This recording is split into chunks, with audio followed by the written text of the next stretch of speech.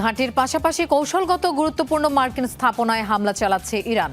Tehran সহ বিভিন্ন শহরে অব্যাহত ইসরায়েল যুক্তরাষ্ট্রের যৌথ তাণ্ডব।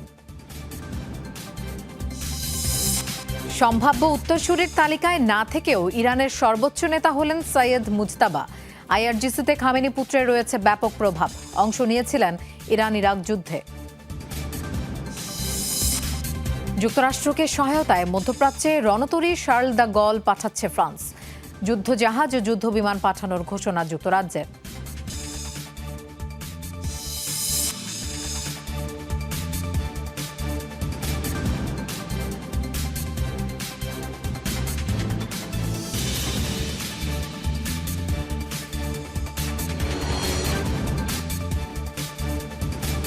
দর্শক, আমন্ত্রণ যমুনা আই ডেস্কে।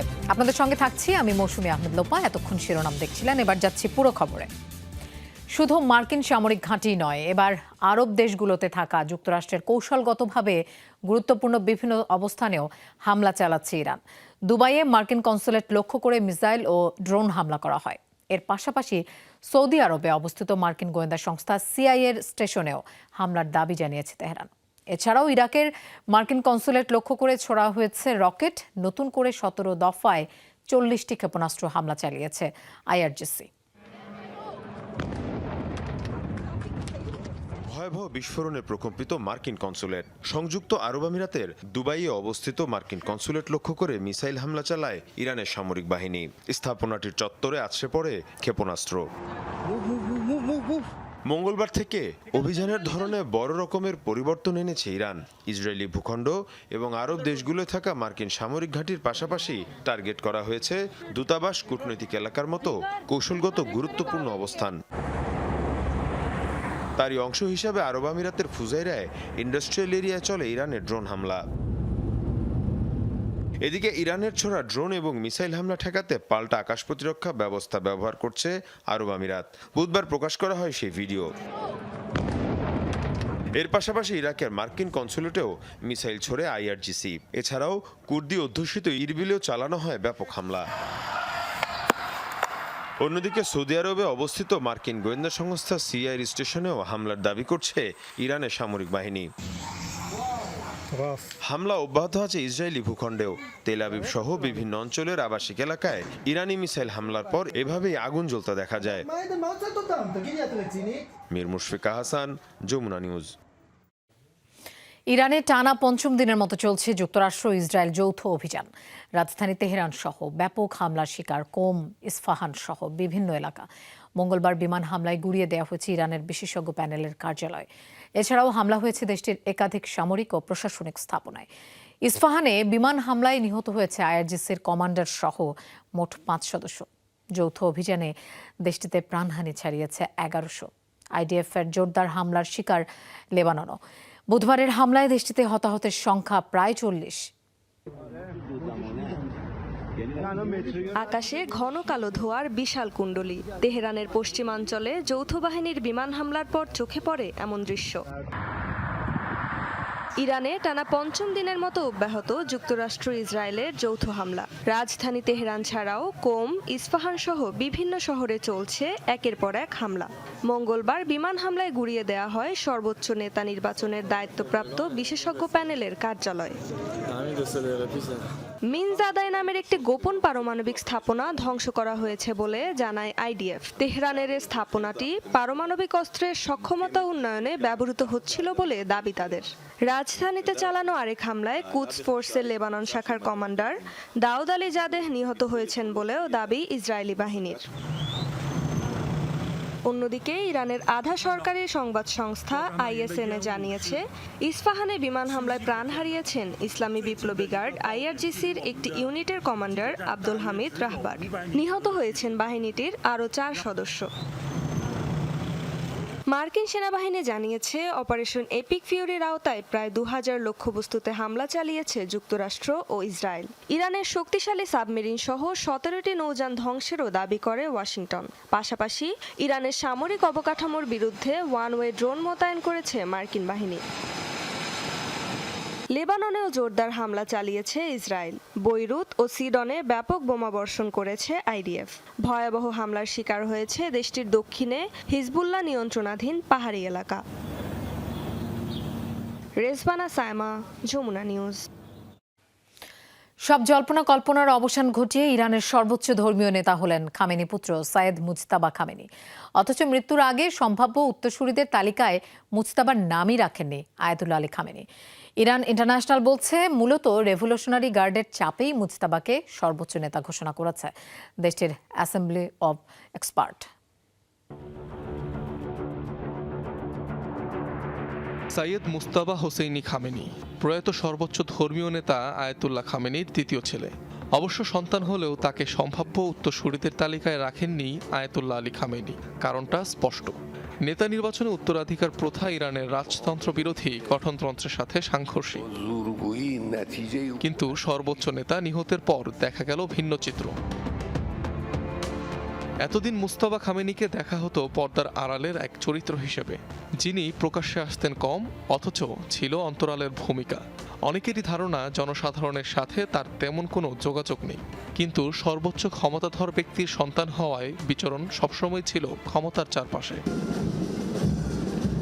নিজেও একসময় সদস্য ছিলেন রেভলিউশনারি গার্ডের, তাই আইআরজিসিতে মুজতাবার ব্যাপক প্রভাব। এছাড়াও এলিট বাসিস ফোর্সে রয়েছে আধিপত্য। ইরান ইরাক যুদ্ধে অংশগ্রহণের অভিজ্ঞতা রয়েছে তার। ইরানে ধর্মীয় শিক্ষার সর্বোচ্চ স্তর আয়াতুল্লাহ উপাধিপ্রাপ্ত মুজতাবাকে বেশ সম্পদশালী মনে করা হয়ে থাকে। একাধিক সূত্র অনুযায়ী যুক্তরাজ্যে বিলাসবহুল সম্পত্তি রয়েছে তার। এছাড়াও একাধিক পশ্চিমা দেশে রয়েছে বিনিয়োগ। 2019 সালে মুজতাবা খামেনির উপর নিষেধাজ্ঞা আরোপ করে যুক্তরাষ্ট্র। শনিবারের যৌথ হামলায় খামেনির পরিবারের মধ্যে বেঁচে যাওয়া একমাত্র সদস্য মুজতাবা খামেনি। অনিক রহমান, যমুনা নিউজ। ইরানের নিক্ষেপ করা দুটি মিসাইল ধ্বংস করেছে সৌদি আরব। আল খার্জ এলাকায় ধ্বংস করা হয় ক্ষেপণাস্ত্র দুটি। এয়ার ডিফেন্স সিস্টেম ব্যবহার করে ধ্বংস করা হয় এসব মিসাইল। ইরানে ইসরায়েল যুক্তরাষ্ট্রের যৌথ অভিযানের পর থেকেই তেহরানের টার্গেটে পরিণত হয়েছে সৌদি আরবের ভূখণ্ড। দেশটির বিভিন্ন অঞ্চল লক্ষ্য করে চালানো হচ্ছে ক্ষেপণাস্ত্র হামলা। এর আগে আরামকোর তেল শোধনাগারে ব্যাপক হামলা চালায় ইরান। হামলার পর বন্ধ হয়ে যায় পুরো রিফাইনারির কার্যক্রম।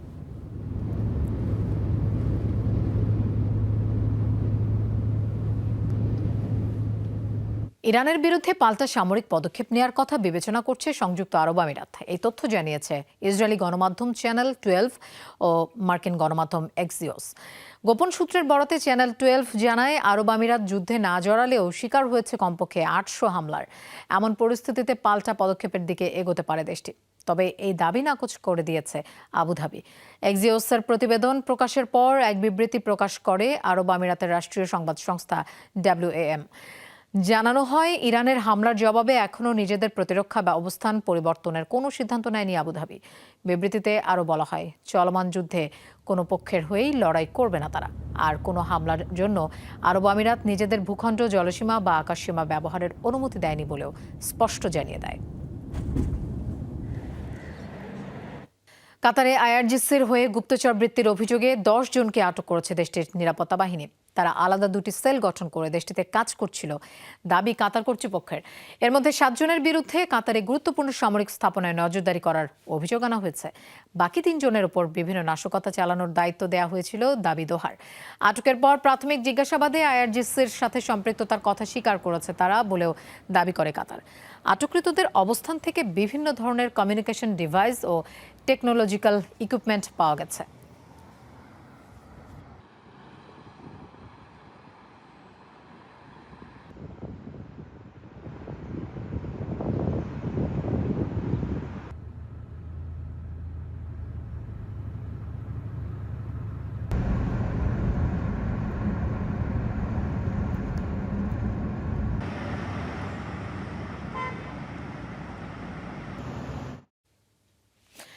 এদিকে ইরানের হামলায় নিহত মার্কিন সেনাদের মধ্যে 4 জনের পরিচয় প্রকাশ করেছে যুক্তরাষ্ট্র।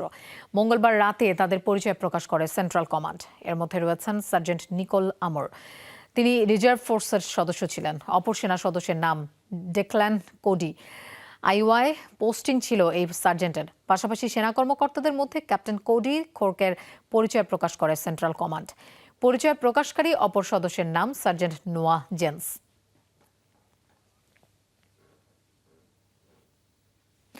দুই ইউরোপীয় মিত্রের কাছ থেকে সহায়তা পাচ্ছে যুক্তরাষ্ট্র। মধ্যপ্রাচ্যে বিমানবাহী রণতরী পাঠাচ্ছে ফ্রান্স। এরই মধ্যে ভূমধ্যসাগরের দিকে রওনা দিয়েছে শার্ল দ্য গল। সাথে রয়েছে একাধিক ফ্রিগেট। ব্রিটিশ ঘাঁটিতে হামলার জেরে সাইপ্রাসে অতিরিক্ত প্রতিরক্ষা ব্যবস্থা মোতায়েনের পদক্ষেপ নিয়েছে ম্যাক্রন প্রশাসন। অঞ্চলটিতে নিজেদের ঘাঁটি ও মিত্রদের সুরক্ষায় অতিরিক্ত হেলিকপ্টার, যুদ্ধজাহাজ ও যুদ্ধবিমান পাঠানোর ঘোষণা দিয়েছে যুক্তরাজ্য। বাল্টিক সাগর থেকে যাত্রা করেছে ফ্রান্সের একমাত্র রণতরী শার্ল দ্য গল। এগিয়ে চলেছে ভূমধ্য সাগরের পথে। মধ্যপ্রাচ্যের অস্থিতিশীল পরিস্থিতির মধ্যে সেখানে রণতরী সহ বিশাল নৌবহর পাঠানোর নির্দেশ দিয়েছেন ফরাসি প্রেসিডেন্ট ইমানুয়েল ম্যাক্রন। পারমাণবিক শক্তিচালিত শার্ল দ্য গল আকারে দুটি ফুটবল মাঠের সমান, যা একসাথে বহন করতে পারে সর্বোচ্চ 30টি রাফাল যুদ্ধবিমান। অবস্থান করতে পারে প্রায় 2000 সেনা। 24 ঘন্টায় পাড়ি দিতে পারে 1000 কিলোমিটার। শার্ল দ্য গলের এই বহরে রয়েছে একাধিক ফ্রিগেট ও যুদ্ধজাহাজ। গত শনিবার থেকে আবার যুদ্ধ ছড়িয়েছে নিকট এবং মধ্যপ্রাচ্যে। শান্তি ও নিরাপত্তার জন্য ভয়াবহ পরিণতি তৈরি করছে। অস্থিতিশীল পরিস্থিতি ও অনিশ্চয়তার মধ্যে আমি বিমানবাহী রণতরী শার্ল দ্য গল এবং এর বহরকে ভূমধ্যসাগরের দিকে যাত্রার নির্দেশ দিয়েছি। মধ্যপ্রাচ্য জুড়ে সংঘাত ছড়িয়ে পড়ার জন্য ইরানকে দায়ী করেন ফরাসি প্রেসিডেন্ট। তবে ইসরায়েল ইরানে স্থল অভিযানের পরিকল্পনা করলে তা বিপজ্জনক এবং কৌশলগত ভুল সিদ্ধান্ত হবে বলে সতর্ক করেন তিনি। প্রাথমিকভাবে এই পরিস্থিতির জন্য ইসলামিক রিপাবলিক অফ ইরান দায়ী। ইসরায়েল স্থল অভিযানের কথা বিবেচনা করছে, যা ভয়াবহভাবে সংঘাত বৃদ্ধি করতে পারে এবং তা কৌশলগত ভুল সিদ্ধান্ত হতে পারে। ব্রিটিশ ঘাঁটিতে হামলার জেরে সাইপ্রাসেও অ্যান্টি মিসাইল ও অ্যান্টি ড্রোন ব্যবস্থার পাশাপাশি অতিরিক্ত আকাশ প্রতিরক্ষা সরঞ্জাম এবং ফ্রিগেট পাঠানোর কথা জানিয়েছেন ম্যাক্রন। ইউরোপীয় ইউনিয়নের সদস্য সাইপ্রাস, যাদের সাথে আমাদের কৌশলগত চুক্তি রয়েছে, সেখানেও সম্প্রতি হামলা হয়েছে। আমাদের সাহায্য তাদের প্রয়োজন। সে কারণেই সিদ্ধান্ত নিয়েছি অতিরিক্ত আকাশ প্রতিরক্ষা সরঞ্জাম এবং ফ্রিগেট ল্যাংডক পাঠানো। অঞ্চলটিতে আরও হেলিকপ্টার, যুদ্ধবিমান ও যুদ্ধজাহাজ পাঠানোর পদক্ষেপ নিয়েছে ইউরোপীয় মিত্র যুক্তরাজ্য। মধ্যপ্রাচ্য জুড়ে বহু ড্রোন ভূপাতিত করেছে ব্রিটিশ বাহিনী, এমন দাবি দেশটির প্রতিরক্ষা মন্ত্রণালয়ের। ডরথি দাস্ট্রিন, যমুনা নিউজ। দর্শক, যমুনা আইডেস্কে এবার একটা বিরতি নিচ্ছি, ফিরছি একটু পরেই, আমাদের সাথেই থাকুন।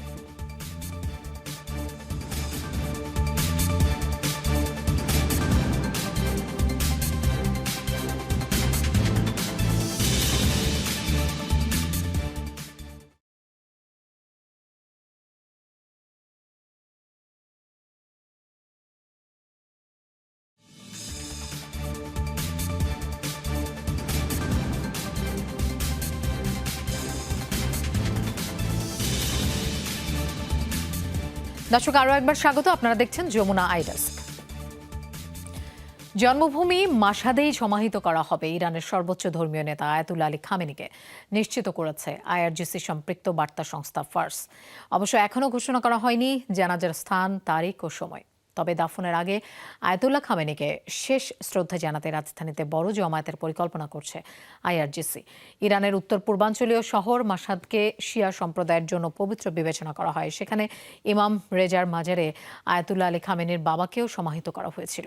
শনিবার যুক্তরাষ্ট্র ইসরায়েলের যৌথ হামলায় মেয়ে, নাতি ও জামাতা সহ নিহত হন আয়াতুল্লাহ আলী খামেনি। হামলায় আহত খামেনির স্ত্রীও দুদিন পর মারা যান।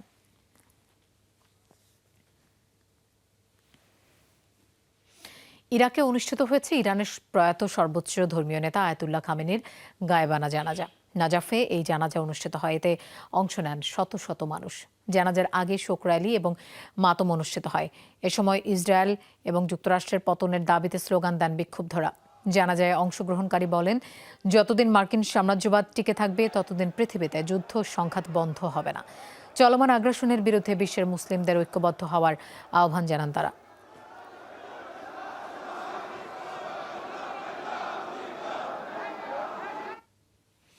ইরানের সাথে যুদ্ধ দীর্ঘস্থায়ী হলে ঘরে বাইরে ব্যাপক চাপে পড়বেন মার্কিন প্রেসিডেন্ট ডোনাল্ড ট্রাম্প। একদিকে যুদ্ধের খরচ যোগাতে যুক্তরাষ্ট্রের অর্থনীতিতে চাপ বাড়বে, মার্কিন জনমনে ট্রাম্পের বিরুদ্ধে তীব্র হবে ক্ষোভ। অপরদিকে ইরানের লাগাতার হামলায় অস্থিরতা বাড়বে মধ্যপ্রাচ্যে, আন্তর্জাতিক তেল বাণিজ্যে পড়বে মারাত্মক প্রভাব। এতে যুদ্ধ থামাতে ট্রাম্পকে চাপ দেবে ক্ষতিগ্রস্ত দেশগুলো। বিশ্লেষকরা বলছেন, ট্রাম্পকে পরাজিত করতে এই রণকৌশল নিয়েছে ইরান।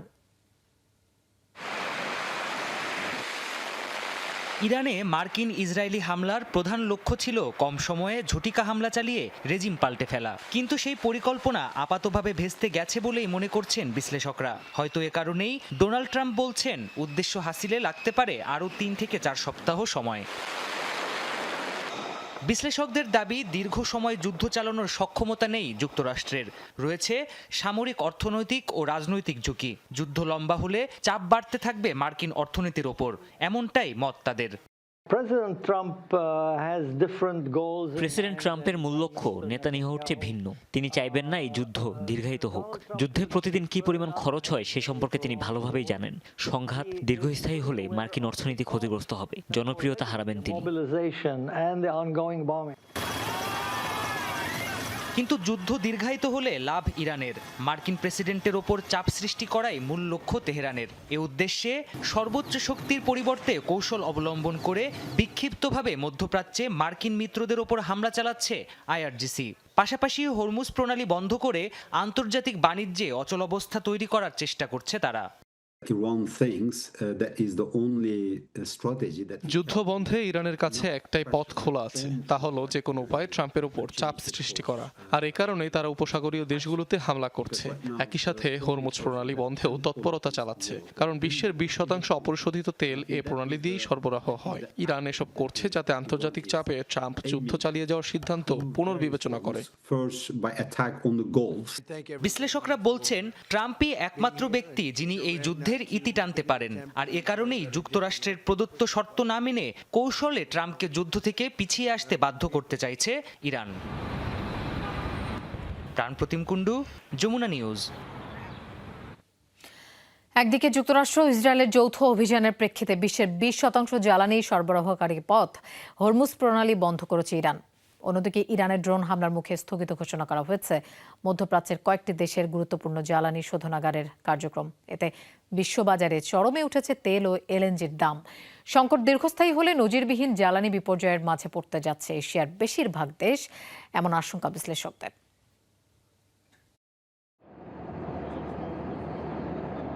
যুক্তরাষ্ট্র ও ইসরায়েলের যৌথ হামলার পাল্টা জবাবে হরমুজ প্রণালীতে জাহাজ চলাচল বন্ধ করে দিয়েছে ইরান। বিশ্লেষকদের আশঙ্কা, এমন পরিস্থিতির জেরে এক নজিরবিহীন জ্বালানি সংকটের দ্বারপ্রান্তে পৌঁছাতে পারে বিশ্ব।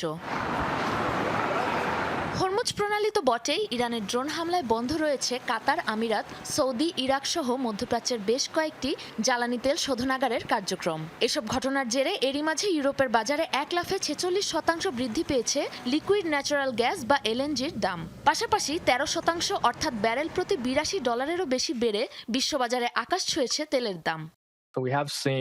সংকট যদি 1 বছরের চেয়েও দীর্ঘস্থায়ী হয়, তখন অন্য কোনো উপায়ে এই 20% গ্যাসের চাহিদা পূরণ করা কঠিন হয়ে পড়বে। এশিয়া এবং ইউরোপ দুই অঞ্চলেই গ্যাসের দাম আকাশচুম্বী হবে। এদিকে চড়া দামে গ্যাস কিনতে অপারগ পাকিস্তান, ইন্দোনেশিয়া, বাংলাদেশের মতো এশিয়ার উন্নয়নশীল দেশগুলো। চরম ক্ষতির মুখে পড়বে জাপান, এমনকি আগে থেকেই নিষেধাজ্ঞায় জর্জরিত রাশিয়াও। হরমুজের পথে বিশ্বের 1/5 বা 20% জ্বালানি সরবরাহ করে মধ্যপ্রাচ্যের 2 দেশ কাতার ও সংযুক্ত আরব আমিরাত, যার মূল আমদানিকারক জাপান, পাকিস্তান, ইন্দোনেশিয়া, বাংলাদেশের মতো দেশগুলো। জানা গেছে, এশিয়ার দেশগুলোর কাছে প্রায় 82% এলএনজি রপ্তানিকারক কাতারের পাশাপাশি বন্ধ হয়েছে দৈনিক 5.5 লাখ তেল শোধনকারী সৌদি আরবের গুরুত্বপূর্ণ কয়েকটি শোধনাগার। বিশ্লেষকদের মতে, সংঘাত পরিস্থিতির জেরে বিশ্বব্যাপী জ্বালানি সরবরাহ কমতে থাকলে চরম বিপর্যয়ের মুখে পড়বে এশিয়ার বেশিরভাগ দেশ। আমার ধারণা, এই যুদ্ধে আমরা এমন এক নজিরবিহীন সংকটের দিকে এগুচ্ছি যা রাশিয়া ইউক্রেন সংঘাতের চেয়েও ভয়াবহ হতে পারে। বিশ্লেষকরা বলছেন, দীর্ঘ সময় এই পরিস্থিতি চলতে থাকলে ভয়াবহ অর্থনৈতিক সীমাবদ্ধতা ও জ্বালানি সংকটে জর্জরিত হতে যাচ্ছে এশিয়া। বিকল্প হিসেবে যুক্তরাষ্ট্র, অস্ট্রেলিয়া ও পশ্চিম আফ্রিকার গ্যাস আমদানি করতে তীব্র প্রতিযোগিতা শুরু হতে পারে এশিয়ার দেশগুলোর মাঝে। সাবরিনা নুসরাত, যমুনা নিউজ। ইরানের বিরুদ্ধে চলমান যুদ্ধে অত্যাধুনিক যুদ্ধবিমান, মিসাইল সিস্টেম সহ 20টিরও বেশি আলাদা যুদ্ধাস্ত্র ব্যবহার করছে যুক্তরাষ্ট্র। মধ্যপ্রাচ্যের দেশটিতে ব্যাপক ধ্বংসযজ্ঞ চালাতে একযোগে আকাশ, সমুদ্র ও ভূমি থেকে চালানো হচ্ছে হামলা। B-1, B-2 bomber, F-35, F-22 সহ অর্ধ ডজনের বেশি যুদ্ধবিমান ব্যবহার করছে মার্কিন বাহিনী। এছাড়াও বিভিন্ন ধরনের ড্রোন, মিসাইল সিস্টেম দিয়েও ইরানে চলছে মার্কিন তাণ্ডব।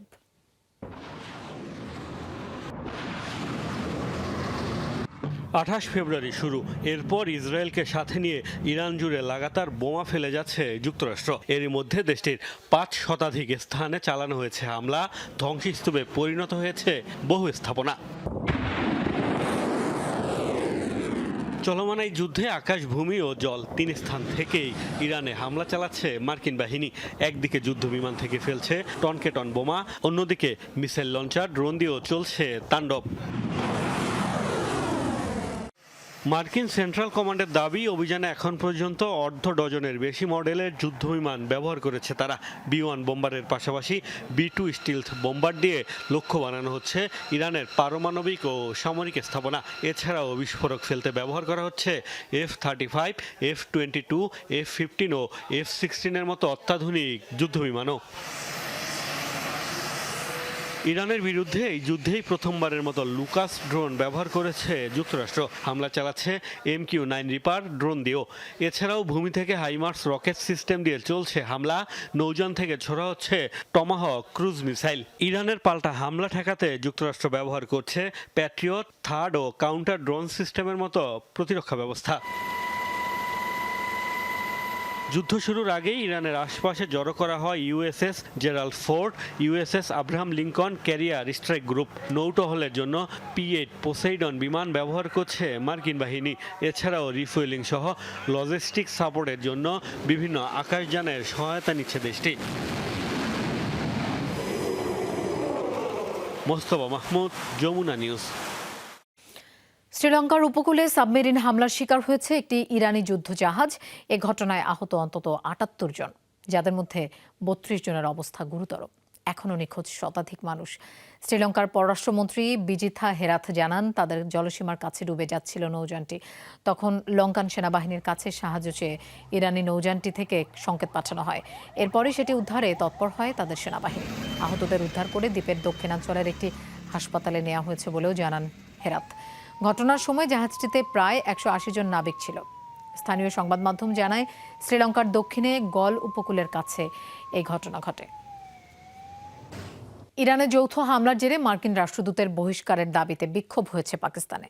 মঙ্গলবার লাহোরের মার্কিন কনসুলেটের বাইরে হয় এই বিক্ষোভ সমাবেশ, যার আয়োজন করে দেশটির মানবাধিকার কর্মী ও শিক্ষার্থীরা। এতে ইরানে চলমান আগ্রাসনের তীব্র নিন্দা জানিয়ে পাকিস্তানে নিযুক্ত মার্কিন রাষ্ট্রদূতের বহিষ্কারের দাবি জানান আন্দোলনকারীরা। এছাড়া করাচিতে বিক্ষোভরত পাকিস্তানিদের উপর কনসুলেটের মার্কিন সেনাদের গুলিবর্ষণের ঘটনারও প্রতিবাদ জানানো হয়।